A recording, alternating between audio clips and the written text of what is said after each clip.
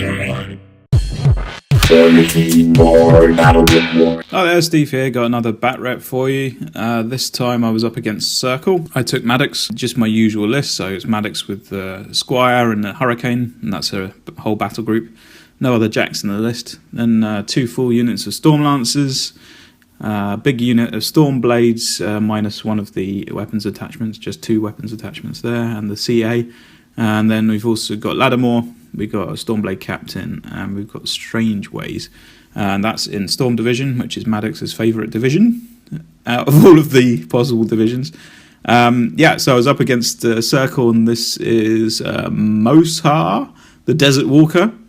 And in his battle group, he had a Pureblood Wolf and a Feral Wolf, 2 Woldwyrds, which are the absolute bane of my life. I hate Woldwyrds. And then we've got 2 units of Reeves of Orborus, and one of them's got the Chieftain attached. Then Shifting Stones, of course, and a unit of Wolves of Orborus with the Chieftain attached. So here's what the table looked like. This is actually after the first turn of both of us, after the first round. So my opponent got the first turn, and after I moved up my Stormblades, then he moved everything up. Quite nice thing about this list is that the Storm Lancers with snipe on them potentially have a threat range of 20 inches, which makes it difficult for an opponent to move in the first turn without actually coming into threat range of getting shot. Also with the Hurricane, so I could put snipe up potentially on the Hurricane or the Storm Lancers, and that's a pretty nasty threat range. So he was a little bit cautious about moving his Reeves up into range of all of that Electroleap shooting, because that would have been very nasty. Then he's got his both his Warp Wolves just shifting up behind the forest there. I think he's got a bit of Pathfinder in this list. Woldwyrds are up there as well, and he's very careful with his his Warlock. Then he's also got an ability called Pillar of Salt, which is really good for blocking line of sight. It's kind of like a cloud effect that you can destroy. So it doesn't just sit there, but you can't move through it. So it's like an armor 20 thing with 1 box. And the Wolves of Orborus actually chose to do an ambush. So during my deployment, I deployed fairly narrow. During my first turn, which I will show you now, I moved up pretty close, pretty narrowly in the 2 zones. Oh, incidentally, we're playing one of the scenarios from the new Steamroller packet 2017. Still not quite sold on whether or not I like them. I think they're very difficult to win on scenario these days, presuming your opponent plays a pretty good scenario game. But yeah, that's that is what it is. But anyway, the good thing about this scenario is that I could use the edges of the zones to work out exactly how far in he could ambush. So I had a nice narrow first turn, and that's completely fine with this list because of the Stormblade Captain. Everything can move through everything else. So what I've presented here is a lot of Storm Lancers, and my opponent really needs to take them all out on his turn, or at least a majority of them out on his turn. Otherwise they will massacre his infantry on the next turn. They all have Pathfinder. So what he does is he tries to do some CRAs, combined range attacks, on his turn, and takes out a lot of the Storm Lancers, and also those Woldwyrds. Oh, they're so good against Storm Lancers. So I really didn't have any of my upkeeps up, so I certainly didn't put Onslaught up on any Storm Lancers. Not Onslaught. I did put Onslaught up on Maddox, but I didn't put up Dauntless Resolve on any of the Storm Lancers, because that would actually make the Woldwyrds have an easier time hitting them. I've learned this playing against the same opponent in Woldwyrds. So anyway, the Woldwyrds did take care of a couple of Storm Lancers, and the combined range attacks from the what they called Reeves took out a couple as well. So he left me with Lattimore still, and 2 of the Storm Lancers in each of the units, which is actually pretty nasty. So he took out a lot of stuff, a lot of points worth. He left most of my Stormblades, and also he did his ambush on the left side here. Because I did my first turn in such a narrow gap, then he was unable to get in to make any attacks with those guys, but he did run them in, and they're threatening quite a lot. on that side too. So the way I'm looking, I'm really closed in here at the moment. It's quite intimidating to look at so many models, making a nice horseshoe around me. So I need to get in there and I need to kill some stuff. So that's what I did. So the Storm Lancers did their job with Lattimore. I totally murdered the Reeves. The Hurricane did a pretty good job of handling the Wolves on the left there. I always thought that the Storm Wall would be the one to be really good against infantry, but that Hurricane, he can do pretty good work. He took out 6 of them, I believe, leaving... Yeah, there was 12 in total, and I can see 6 of them left. So yeah, he took out half of that unit, which is pretty good. And I think that leaves them with not enough power to take him down. So yeah, he's pretty good at taking out. If you line up the slams properly, and if you're lucky with a deviation on your AoEs, then he can do some pretty good work. I was boosting to hit the slams, and so each of those took out 2 guys. And then I don't need to boost to hit the AoEs. And then I was able to take, I think one of them hit, one of them deviated, or both of them deviated maybe, and then I was able to boost the damage from one of those to take out another guy. And I think I got lucky with one of the rolls from one of the other ones. Maddox hanging back. Now this list that I'm up against, one of Mohsar's tricks is that he can take the place of any of his small based models at any time. So if all he needs to do is run a small base model up to your Warcaster, he can teleport in, it kills the small base model, but he is just there suddenly, and then he can do some shooting, some magic attacks. So it was very important that Maddox stayed a long way away from any of his small base models. So didn't want to get assassinated. Also, I believe I feated, and then completely forgot that I had the push with the feat, and completely forgot that I had any of the extra power and things like that. So maybe I could have done a bit more damage and I could have been a bit better up on scenario. At this point, the scenario is still not really a thing, although I'm occupying quite a lot of the space here.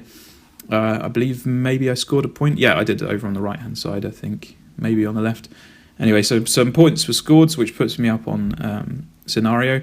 And maybe I could have been a bit more careful about trying to take out all of his models in the zones. But I felt like he would have a hard time reclaiming the zones at this point anyway. So yeah, pretty happy with the amount of killing that my list did. It's one of the first times that I've been able to play this list against an infantry heavy list. And I think without that ambush on the side, then it would have been especially deadly. So yeah, so my opponent had to then do a lot of work, which he did. He managed to take out, I think, the remainder of the horses, so they're all gone. And a few Stormblades as well. So this is at this point the game became a scenario game more than anything. The attrition was pretty deadly for both of us, although I've still got my Colossal, and he actually remained undamaged for the entire game. Maybe I could have been a bit more active about getting him to dominate one of the zones. Not dominate, but prevent anyone else from scoring in one of the zones. And on my last turn, maybe I should have been a bit more careful about killing Woldwyrds, because they're so good against infantry, and they stop me from using any of my upkeeps, which I really want to do. Yeah, he did a lot of killing, and yeah, as I said, it became more of a scenario game at this point, just a back and forth to see who can clear who out of the zones. And as we knew that the game would finish after the 7th turn, then it's...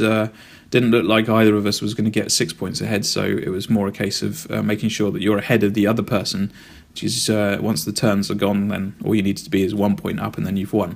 So it changes the dynamic of the game completely, and it's going to make a big difference in the meta, I think, as people will start changing their lists based on attrition and scoring, rather than maybe just attrition or just scoring.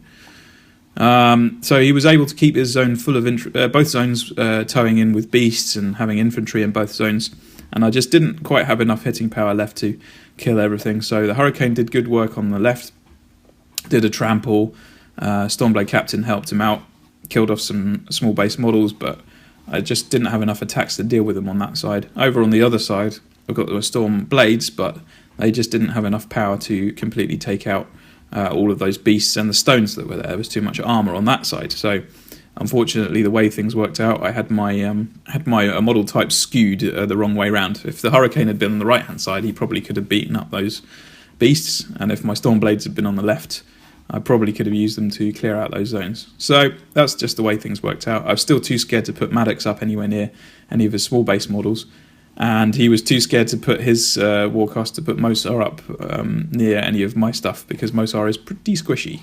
It's got old man stats. So the game wears on, and the points keep mounting up. And yeah, it's just a case of trying to get models into the zones to contest, to prevent the opponent scoring on your turn, and then trying to clear out the zones to score on your own turn. And it worked out that he just had enough of those beasts, and I just didn't quite have enough attacks to deal with them. So as the game keeps going, I tried to get Maddox over onto the left-hand side there, but I was still too scared to get her up onto the flag to score an extra point, because of the Warp could have had Pathfinder and could have gone through the forest there. And still pretty scared about his single wound models. Sorry, his small base models, so they can be replaced by his Warcaster. So here's another turn, and Pillar of Salt's gone up to try and prevent me from taking out that last model on the zone where the Hurricane is. And he's quite clearly happily occupying the other zone with his Woldwyrds. And at this point I'm starting to run out of time. By the time the game ended and the final turn was up, I had 30 seconds left on the clock, so we're all trying to work pretty quickly, so it's pretty difficult to optimise each turn. I've already sacrificed the Squire to stop him scoring on my turn on his zone, the right-hand zone, and now I've sacrificed Strange Ways to do the same thing. My zone's cleared out, and I can probably keep it pretty clear, but I'm still too scared to get Maddox up to where that flag is. Maybe I should have risked it, I don't know. So now he's got his Warp Wolf up in the zone, and all those Pillars of Salt there. So, but all I need to do is remove one of the Pillars of Salt to be able to shoot him with the Hurricane. So that's what I did. So that was easy enough to clear out that Warp Wolf. And we're getting so close to the end of the game now.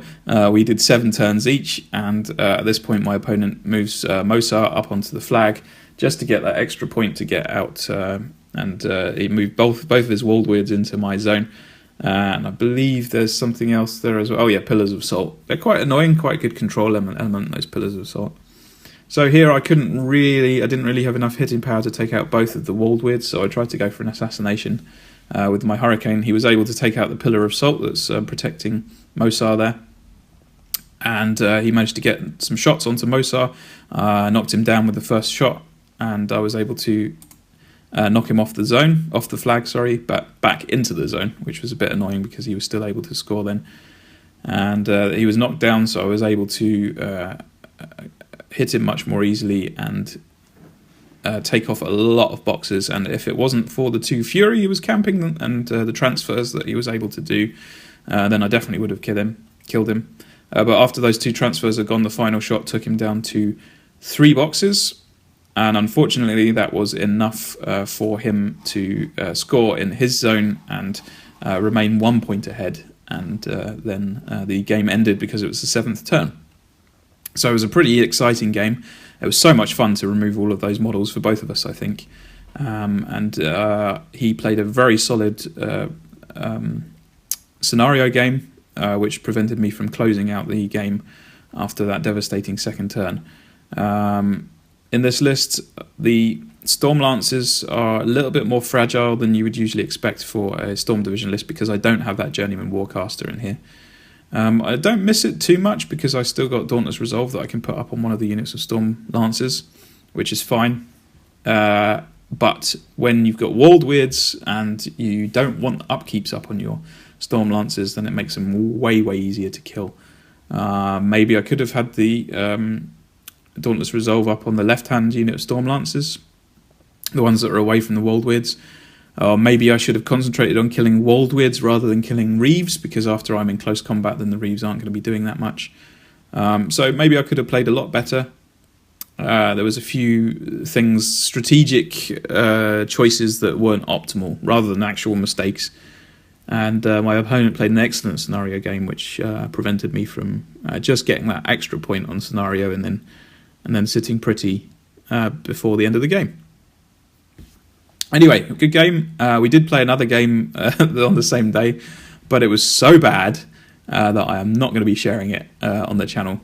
It was Nemo 3 up against Balder 2, I think, the Bones of Warmachine, sort of the K-Door version of Circle. And yeah, I didn't win, so let's just leave it at that. And I'll see you on the next one.